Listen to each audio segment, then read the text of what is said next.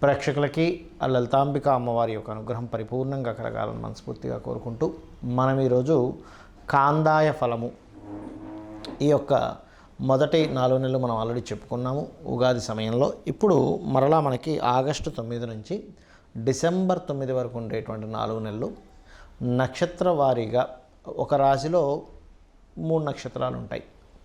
వారికి ఏ రకంగా ఫలితాలు ఉన్నాయి మరియు ఆ యొక్క ఫలితాలని అధిగమించడానికి, అంటే ఒక్కోసారి మనకి ఇబ్బంది పెట్టే ఫలితాలు ఉంటాయి, ఒక్కోసారి లాభంగా ఉంటుంది, ఒక్కోసారి సమంగా ఉంటుంది. ఆ రకంగా ఆ యొక్క ఫలితాన్ని మనకి ఎక్కువ ఇబ్బంది రాకుండా క్లియర్ చేసుకోవడానికి దేవతానుగ్రహం ఏం చేసుకోవాలి, గ్రహారాధన ఏం చేయాలి, అదేవిధంగా గోసేవ ఏం చేయాలనేటువంటి విషయాలు మనం ఒక్కొక్క నక్షత్రపరంగా చెప్పుకుందాం. కర్కాటక లగ్నము, కర్కాటక రాశి. ఈ కాందాయ ఫలంలో పునర్వసు 4వ పాదము, పుష్యమి నక్షత్రము మరియు ఆశ్లేష నక్షత్రాలు ఉంటాయి ఈ యొక్క కర్కాటక రాశిలో. మరి పునర్వసు వారికి చక్కగా స్వల్ప లాభం వస్తుంది. అది కూడా వ్యాపారాల మూలంగా లాభయోగం చూపిస్తుంది పునర్వసు వారికి కనుక చూసుకున్నట్లయితే. అదేవిధంగా వ్యాపార లాభంతో పాటు మరి మిగతా నక్షత్రాల పరిస్థితి ఏమిటి, మరి మొత్తంగా రాశి పరిస్థితి ఏమిటని చెప్పి చూసుకున్నట్లయితే పునర్వసు తర్వాత ఉండేటువంటి నక్షత్రాలలో మనకి పుష్యమి ఆశ్లేష వారికి కనుక చూసుకున్నట్లయితే పుష్యమి నక్షత్రానికి సమఫలము చూపిస్తుంది. అంటే ఎటువంటి వాటిల్లో సమఫలం వస్తుందండి అంటే ఎడ్యుకేషన్, చదువుకునేటువంటి ఉన్నత విద్యా సంబంధించిన విషయంలో కొంచెం సమఫలం రావడం, ధనపరంగా ఒక 50,000 60,000 ఖర్చు ఉందంటే కరెక్ట్గా అంత ఖర్చుకి సరిపోయేంత ధనం రావడం అనేటువంటిది పుష్యమి నక్షత్రానికి బలంగా చూపిస్తుంది. ఇక ఆశ్లేష వారికి కనుక చూసుకున్నట్లయితే శూన్యఫలం. ఏమిటండి మరి ఆశ్లేష వారికి శూన్యఫలం అంటే ఎందులో శూన్యఫలం రావచ్చు, ఇది మీరు బాగా అర్థం చేసుకోవాలి. ఇది పర్టికులర్గా వివాహ సంబంధించినటువంటి విషయాలు వెతుక్కునేటువంటి అంశంలో మీకు కాస్త శూన్యఫలం అనేటువంటిది చూపిస్తుంది.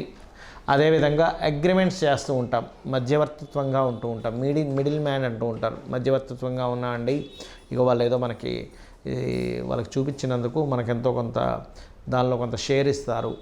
ఇటువంటి విషయాల్లో జాగ్రత్తగా ఉండండి. ముందుగానే వారి దగ్గర నుంచి రాసుకోండి, అయ్యా నేను మీకు ఇది చేస్తున్నాను కాబట్టి నాకు ఇంత రావాలి, 5%, 2%, 3%, 1%, 10%. ఎందుకంటే మీరు సరిగ్గా అగ్రిమెంట్స్ చేసుకోకపోవడం వల్ల మీ యొక్క కష్టము శూన్యం అవుతుంది ఆశ్లేష వారికి. ఇది ముఖ్యంగా జాగ్రత్త పడండి. అలాగే మరి ఈ యొక్క ఇబ్బంది రాకుండా ఉండాలి అంటే గరికతో గణపతిని ఆరాధించండి.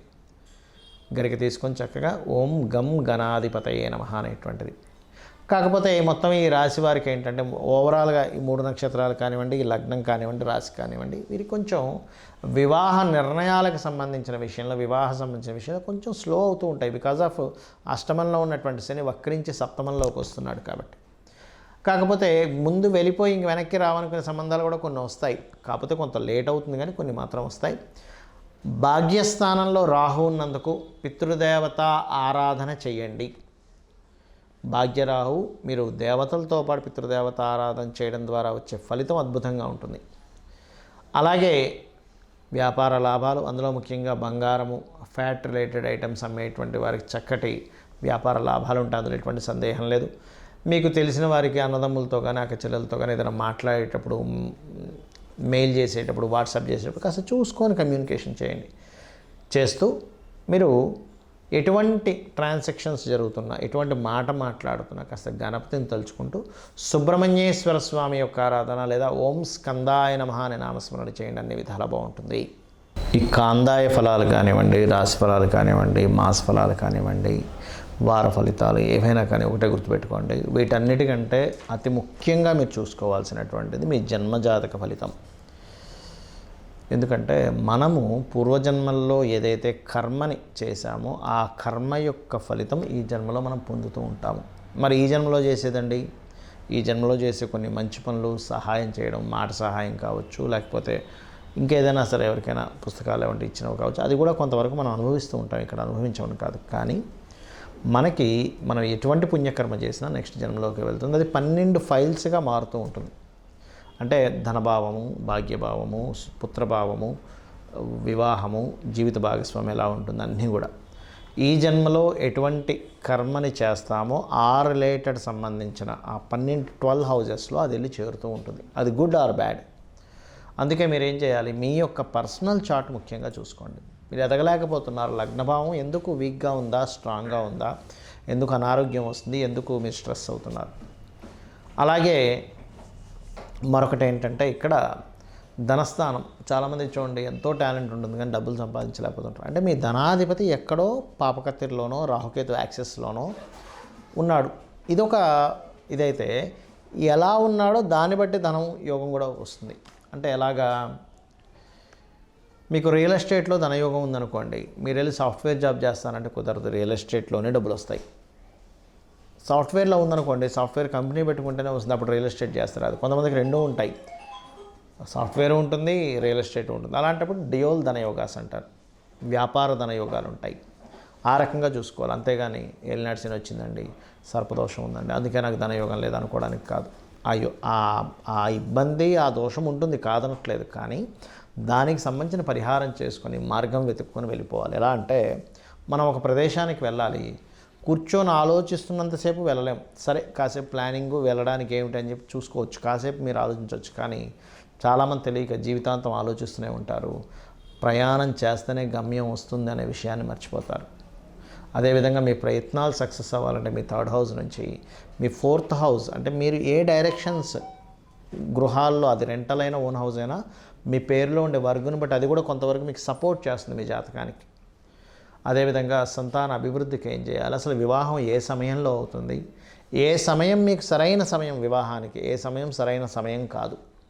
అదేవిధంగా ఉద్యోగ సంబంధించిన విషయాలు కానివ్వండి, వ్యాపార సంబంధించినటువంటి విషయములు కానివ్వండి, మీ యొక్క పర్సనల్ చార్ట్లోనే ఉంటాయి, గుర్తుపెట్టుకోండి.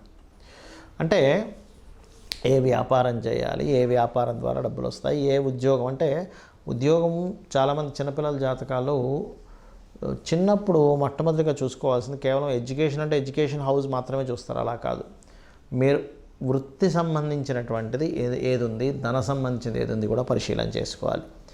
ధనము, వృత్తి. ఇప్పుడు చూడండి, ఎవరు టైంపాస్కి చేయరుగా ఎడ్యుకేషన్ కూడా ఇవాళ రేపు ప్రొఫెషనల్గా ఆ యొక్క ప్రొఫెషన్ తీసుకోవడానికి చేస్తారు. ఆ ప్రొఫెషన్ తీసుకోవడానికి చేస్తున్నాము అన్నప్పుడు మరి దానికి సంబంధించినటువంటిది మనం చేయాలి. అలాంటప్పుడు ముఖ్యంగా ఏంటంటే, మీరు ఒకటే గుర్తుపెట్టుకోండి, మీ యొక్క జన్మజాతకంలో ధనాన్ని, ప్రొఫెషన్ని ఏ గ్రహం ఇస్తుందో దానికి ఫస్ట్ ప్రయారిటీ ఇవ్వండి. విద్య అనేటువంటిది అది ప్రొఫెషన్గా మారాలని రూల్ లేదు, క్యాజువల్గా నేర్చుకోవచ్చు, దాంట్లో టాలెంట్ పొందొచ్చు, ఆ యొక్క విద్య మీకు రావచ్చు. మనం నేర్చుకున్న ప్రతిదీ ప్రొఫెషన్గా మారాలని లేదు, గుర్తుపెట్టుకోండి. కానీ ప్రొఫెషన్గా మారాలనుకున్నప్పుడు మాత్రం ప్రొఫెషనల్గా ఇచ్చే గ్రహాలు ఏమిటో వాటిని పట్టుకోవాలి. అలాగే లైఫ్లో ఆకస్మిక సంఘటనలు, టర్నింగ్ పాయింట్స్ అంటారు, ఆ యొక్క టర్నింగ్ పాయింట్స్ కానీ ఆకస్మిక సంఘటనలు కానీ ఇవన్నీ కూడా ఏంటంటే మీ యొక్క జన్మజాతకంలో ఎప్పుడు ఎక్కడున్నాయనేటువంటిది చాలా స్పష్టంగా తెలుస్తూ ఉంటుంది. ఇక మీరు ఇవన్నీ నాకు తెలియవు, శరణాగతి అంటారు.